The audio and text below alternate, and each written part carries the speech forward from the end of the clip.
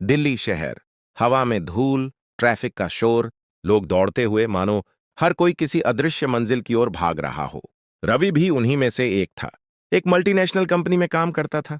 सुबह 9 से रात 9 तक ऑफिस, कंप्यूटर स्क्रीन, फाइलें, ईमेल्स और मीटिंग्स, यही उसकी दुनिया थी। पर जब वो घर लौटता, अकेले कमरे में बैठता, तो उसकी आंखें किसी और ख्वाब की तलाश करतीं। उसके कमरे में एक छोटी सी लकड़ी की अलमारी थी। अलमारी में रखी थी एक पुरानी डायरी, वही डायरी जिसमें रवि ने अपने बचपन से लेकर अब तक सारे सपने, डर और यादें लिख रखी थीं। रवि का बचपन बहुत साधारण था। एक छोटे से मोहल्ले में, जहां बच्चे गली में क्रिकेट खेलते, पतंग उड़ाते और बारिश में नहाते। उस मोहल्ले में उसकी सबसे करीबी दोस्त थी सिया। दोनों की दोस्ती इतनी गहरी थी कि मोहल्ले वाले मजाक करते, ये दोनों बड़े होकर शादी ही करेंगे। रवि और सिया हमेशा छत पर जाकर आसमान देखते थे। सिया अक्सर कहती, एक दिन हम पहाड़ की सबसे ऊंची चोटी पर खड़े होंगे और आसमान को छू लेंगे। रवि हंसकर जवाब देता, तू तो डरपोक है, आधी सीढ़ी भी चढ़ेगी तो चिल्लाएगी। दोनों खिलखिलाकर हंस पड़ते। मगर यही हंसी, यही ख्वाब रवि के दिल में हमेशा के लिए बस गया। समय गुजरा, कॉलेज आया, फिर नौकरी और जिम्मेदारियां। रवि और सिया दोनों अपने अपने काम में उलझ गए। संपर्क था मगर मुलाकातें कम हो गईं। चैट, मैसेज और कभी कभी फोन कॉल, यही रिश्ता बचा। पर अंदर ही अंदर दोनों को लगता था कुछ अधूरा है, कुछ छूटा हुआ है। रवि की बेचैन। रवि अक्सर रात को डायरी खोलता और पुराने पन्ने पढ़ता। उसमें लिखा था, मेरा सबसे बड़ा सपना किसी अपने के साथ पहाड़ की चोटी पर खड़े होकर सूरज उगता देखना। मेरा सबसे बड़ा डर अकेला रह जाना। इन शब्दों को पढ़कर उसकी आंखें भर आतीं। उसे एहसास होता कि जिंदगी सिर्फ ऑफिस और पैसे कमाने तक सीमित नहीं हो सकती। शाम, ऑफिस से लौटते वक्त अचानक उसने सिया को मैसेज किया, सिया, चलो कहीं घूमने चलते हैं, शहर से दूर, ऐसी जगह जहां सिर्फ हम हों और आसमान। सिया ने हैरानी से जवाब दिया, तुम ऑफिस के गुलाम, कब से घूमने की बातें करने लगे? रवि ने लिखा, क्योंकि अब मुझे एहसास हुआ है कि जिंदगी जीने के लिए बनी है, सिर्फ भागने के लिए नहीं। कुछ देर चुप्पी रही, फिर सिया का छोटा सा जवाब आया, ठीक है, मैं तैयार हूं। रवि की आंखों में चमक आ गई। अगले दिन रवि सुबह सुबह उठा। बैग में पानी की बोतलें, थोड़े स्नैक्स, कैमरा और अपनी सबसे कीमती चीज, डायरी रखी। उसने आईने में खुद को देखा और धीरे से बुदबुदाया, आज से मेरी असली जिंदगी शुरू होगी।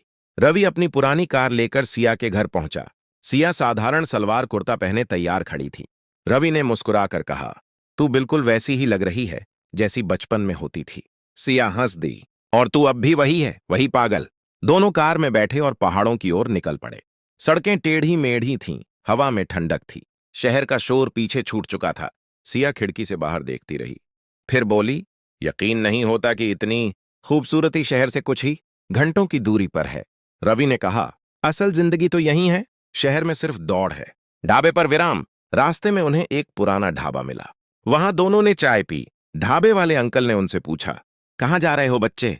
रवि ने मुस्कुराकर कहा, ऊपर की चोटी पर। अंकल ने सिर हिलाते हुए कहा, बेटा, रास्ता आसान नहीं है, कई लोग कोशिश करते हैं मगर लौट आते हैं। सिया थोड़ी घबराई, रवि, शायद हमें वापस लौट जाना चाहिए।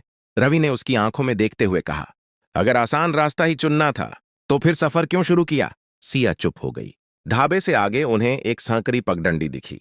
वही रास्ता पहाड़ की ऊंचाई तक जाता था। रवि बोला, यहीं से शुरू करेंगे।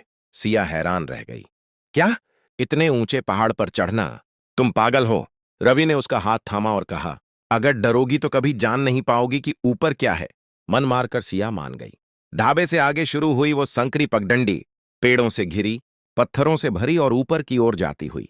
नीचे गहरी खाई, ऊपर बादलों में खोई हुई छोटी। सिया ने पहली नजर में ही कहा, रवि, ये रास्ता बहुत खतरनाक है, हमें वापस जाना चाहिए।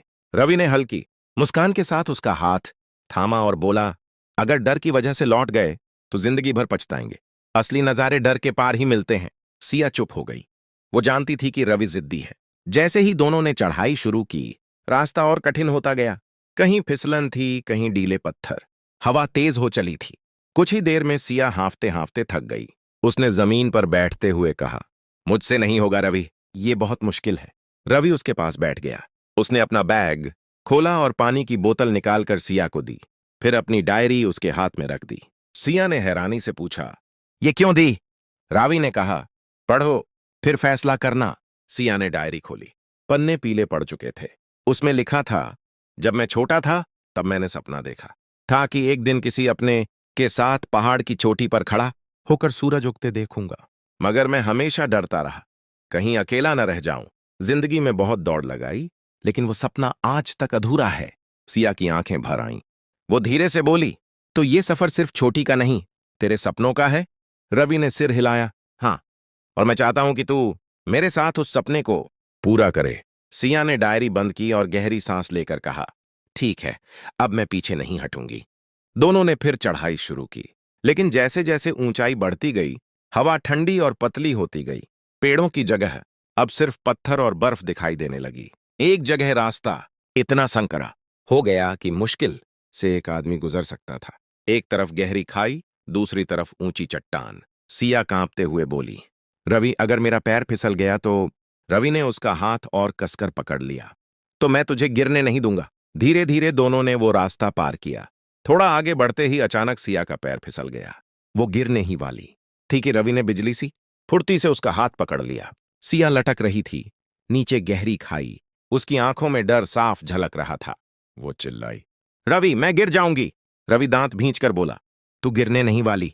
मैं तुझे बचाऊंगा, क्योंकि तू मेरे लिए सिर्फ दोस्त नहीं, मेरी ताकत है। पूरी ताकत लगाकर रवि ने सिया को ऊपर खींच लिया। दोनों जमीन पर गिर पड़े। कुछ देर तक दोनों चुप रहे। सिर्फ उनकी तेज सांसों की आवाज गूंज रही थी।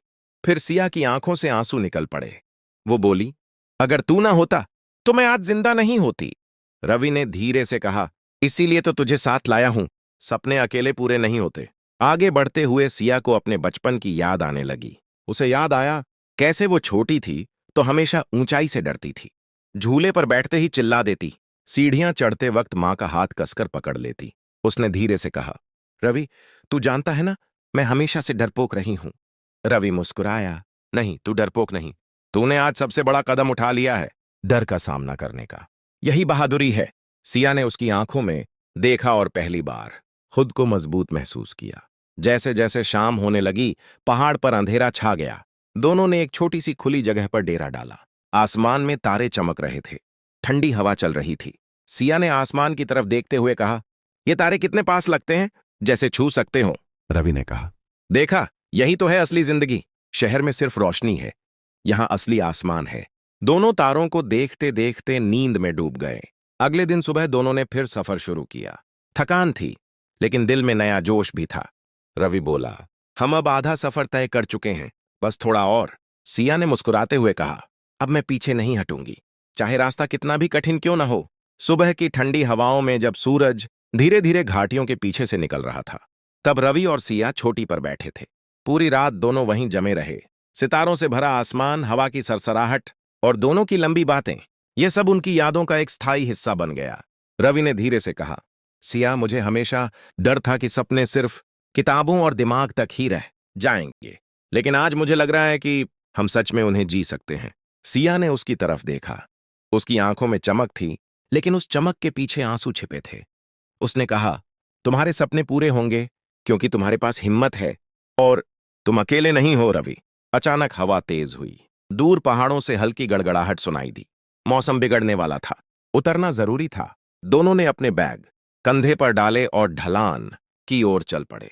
रास्ता रात की ठंड और कोहरे की वजह से फिसलन भरा था। चलते चलते सिया ने एक अजीब पत्थर देखा, जिस पर पुराने समय की नक्काशी बनी थी। उसने रवि को रोका। देखो, ये निशान लगता है जैसे किसी पुराने दौर का है। रवि ने पत्थर को ध्यान से देखा। नक्काशी में एक पेड़ और उसके नीचे दो आकृतियां बनी थीं, जैसे कोई कहानी कह रही हो। शायद यहां कभी कोई कबीला रहा होगा, रवि ने कहा। या शायद कोई ऐसी कहानी जो अब भुला दी गई है, सिया ने जोड़ा। रास्ता और खतरनाक होता जा रहा था। अचानक सिया का पैर फिसल गया। वह जोर से चिल्लाई, रवि! रवि ने बिजली की सी फुर्ती से उसका हाथ पकड़ लिया। दोनों का दिल जोर जोर से धड़क रहा था। सिया कांपते हुए बोली, मैं गिर जाती तो? रवि ने कसकर उसका हाथ थामे रखा।